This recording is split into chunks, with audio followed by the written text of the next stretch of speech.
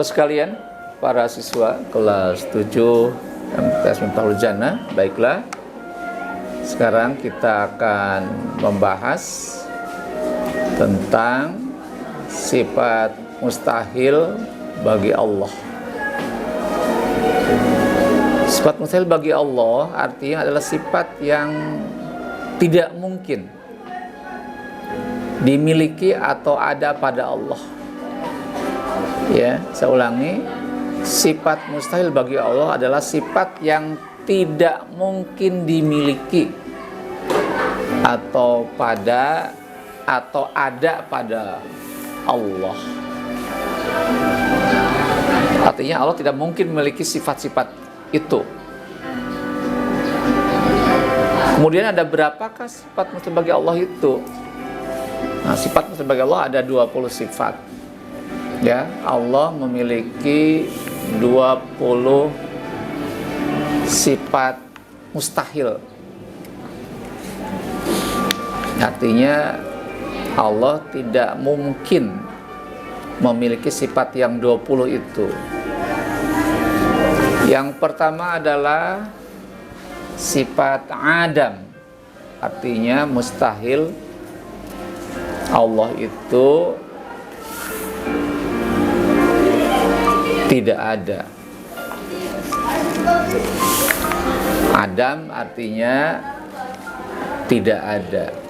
Mustahil Allah itu tidak ada. Karena Allah itu ada. Berarti mustahil Allah itu tidak ada. Ya. Adam.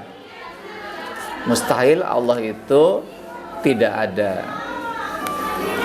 Yang kedua, sifat kedua adalah sifat hudus. Artinya mustahil Allah itu bersifat baru. Karena Allah itu ada sebelum alam semesta ini diciptakan. Allah lebih dahulu ada daripada alam semesta yang diciptakannya. Tidak mungkin Allah itu baru. Artinya tidak mungkin alam diciptakan baru Allah menyusul. Itu hal yang tidak mungkin terjadi. Ya. Jadi yang pertama sifat Adam, mustahil Allah itu tidak ada.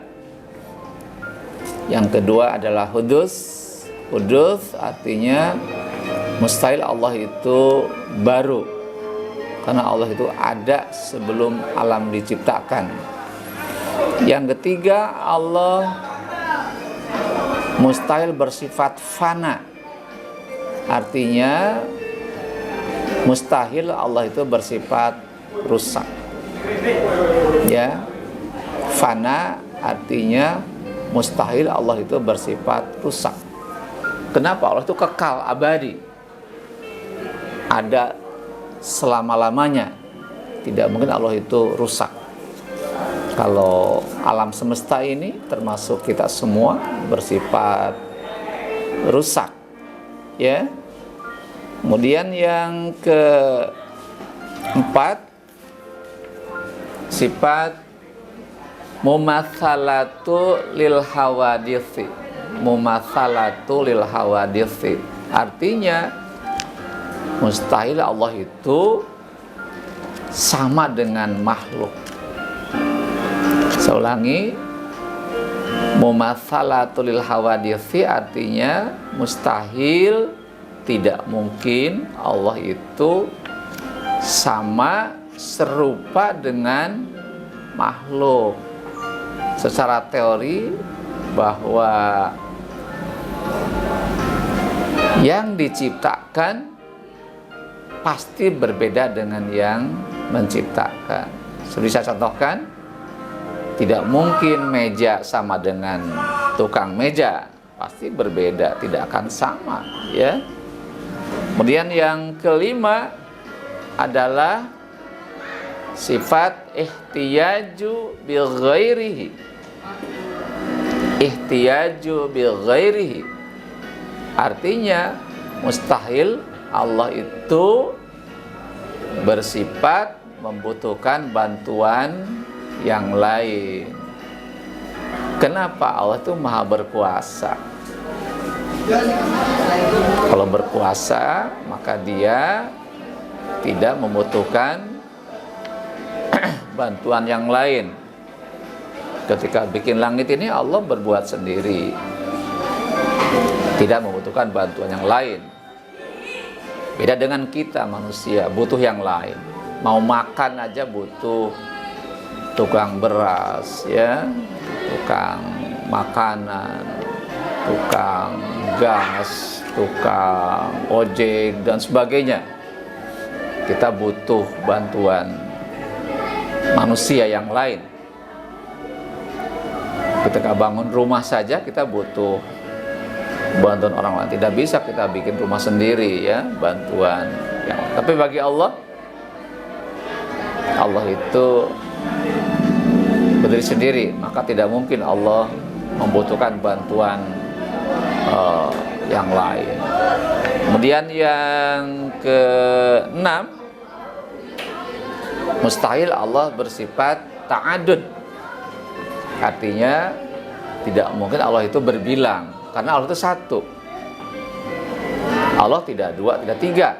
Allah cuma satu. Allah itu Maha Esa, tidak ada bilangannya, ya. Allah hanya satu, tidak dua, tidak tiga, ya. Kemudian yang ketujuh, mustahil Allah bersifat azun. Artinya tidak mungkin Allah itu bersifat lemah. Kalau Allah bersifat lemah, maka tidak mungkin dapat menciptakan alam semesta yang begitu luas ini. Langit itu sangat luas, sangat luas. Bumi pun sangat luas.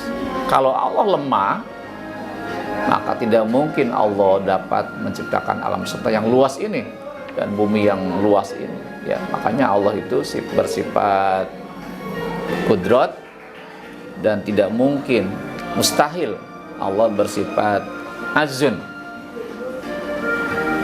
Kemudian yang kedelapan, Allah mustahil bersifat karohah.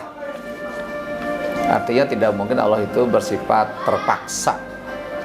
Ya, jadi alam semesta ini karena kehendak sendiri, tidak dipaksa oleh orang lain. Allah bikin langit karena kehendak sendiri. Allah bikin bumi karena kehendak sendiri. Allah bikin manusia, menciptakan manusia itu karena kehendak sendiri. Tidak ada satupun yang mempengaruhi, yang mendikte Allah. Ya, Allah berbuat dengan sendirinya. Allah itu punya kehendak. Ya, Allah tidak dipaksa oleh siapapun. Yang kesembilan,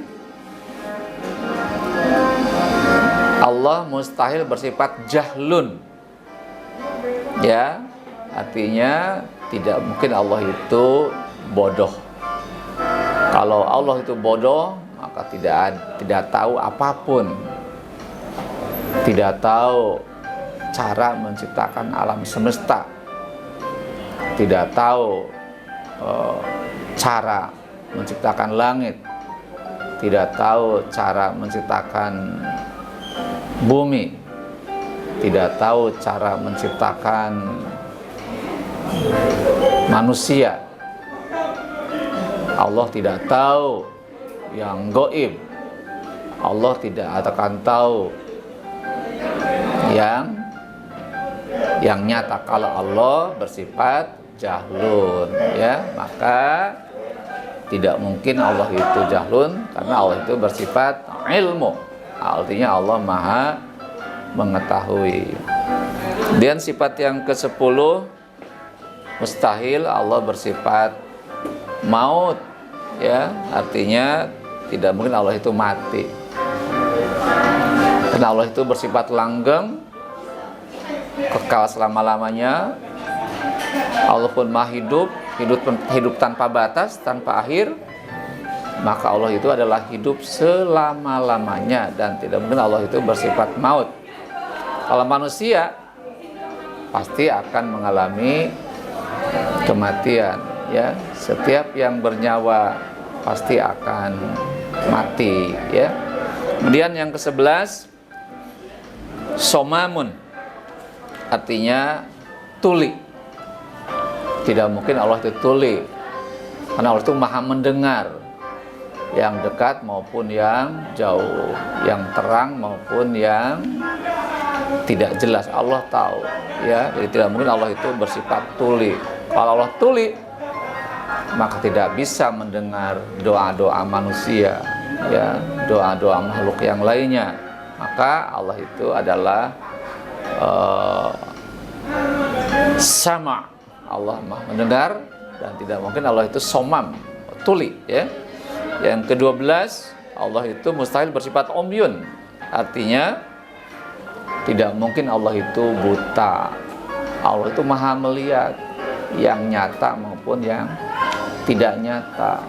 Allah melihat yang jauh maupun yang dekat, ya. Tidak mungkin Allah itu bersifat buta atau tidak melihat. Yang ke-13, Allah mustahil bersifat bukmun. Bukmun artinya tidak mungkin Allah itu bisu. Kalau Allah bisu, berarti tidak bisa berkomunikasi dengan makhluknya para rasul, ya. Allah bisu, tidak ada Al-Quran, tidak ada Zabur, tidak ada Taurat, tidak ada kitab Injil. Kitab-kitab itu merupakan firman-firman Allah yang diberikan kepada para nabi dan rasul, ya. Nah, itu adalah sifat ke-13 bukmun. Nah, sifat ke-14 sampai ke-20 itu sama dengan sifat yang ke-7. Ya, azizan, mustahil Allah bersifat lemah. Mukrohan, yang ke-15, tidak mungkin Allah bersifat terpaksa. Yang ke-16, jahilan, tidak mungkin, sama dengan sifat jahlun, tidak mungkin Allah bersifat bodoh. Maitan, sama dengan sifat mustahil mautun, artinya tidak mungkin Allah bersifat mati. As-somma, sama dengan sifat somamun, artinya tidak mungkin Allah itu bersifat tuli. Kemudian a'ma, ya, sama dengan sifat umyun, artinya mustahil, tidak mungkin Allah itu bersifat buta. Yang ke-20 sifat abkama, sama dengan sifat bukmun, artinya tidak mungkin Allah itu bisu atau tidak bisa berbicara, ya. Anak sekalian, itu merupakan macam-macam dari sifat mustahil bagi Allah, ya. Semuanya ada 20.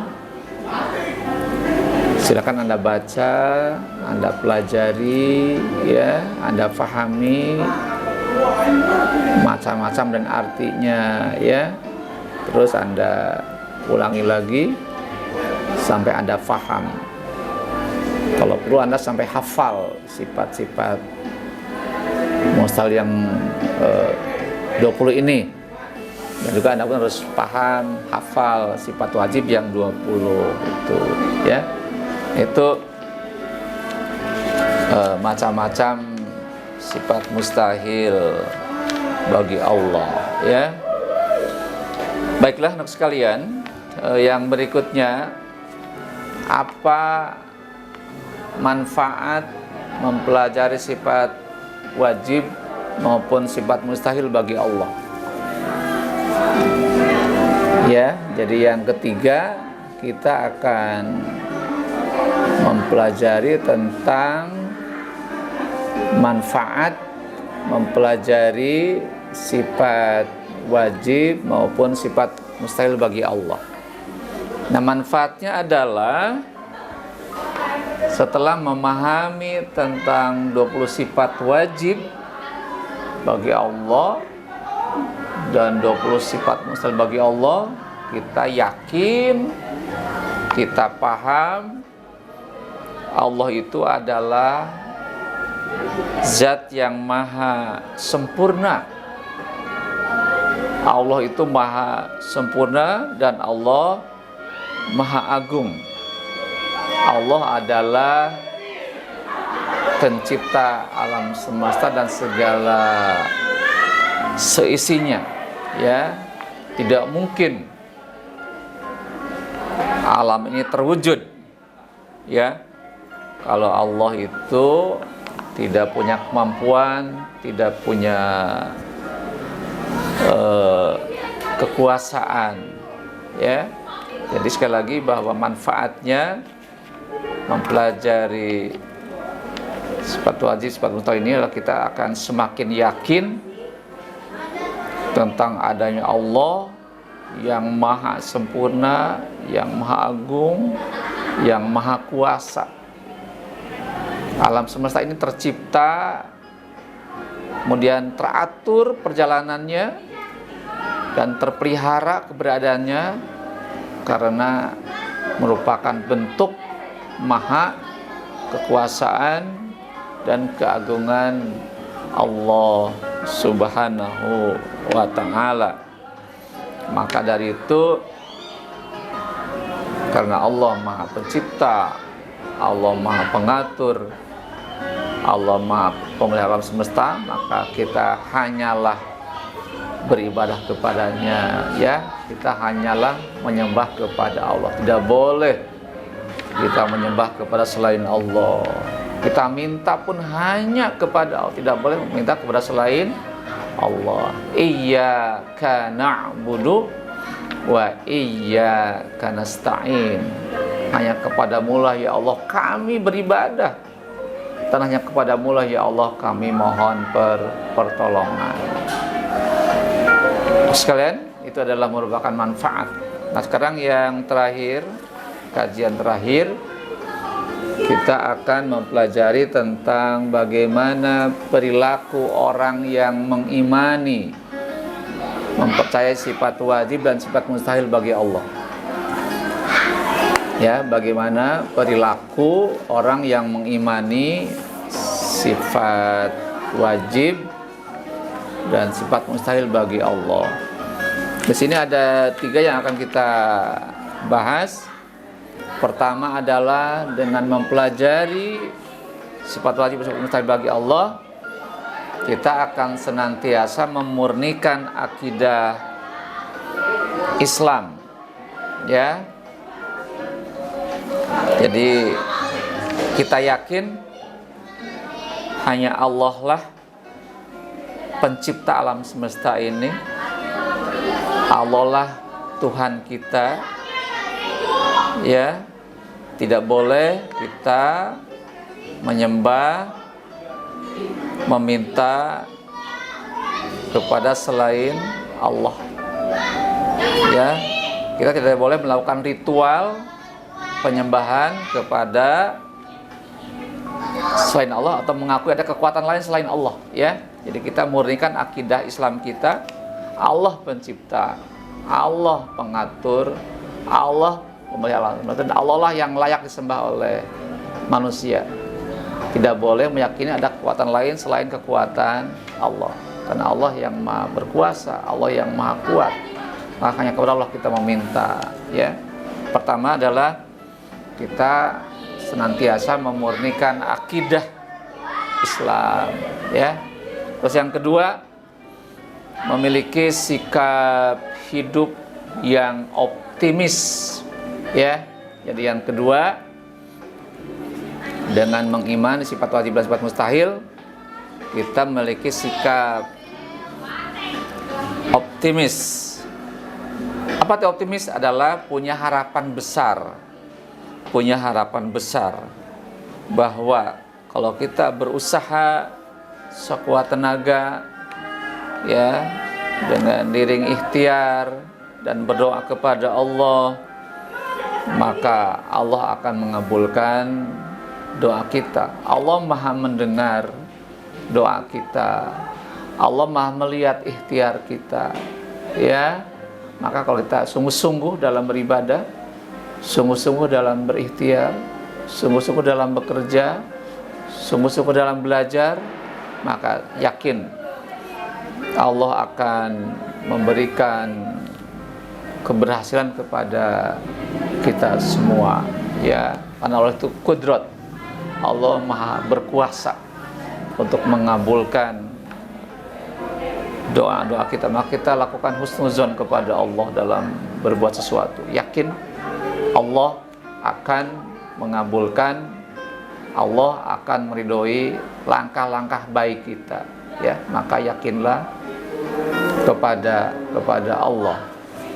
Anak sekalian, dan yang ketiga adalah kita rajin dalam berusaha, ya.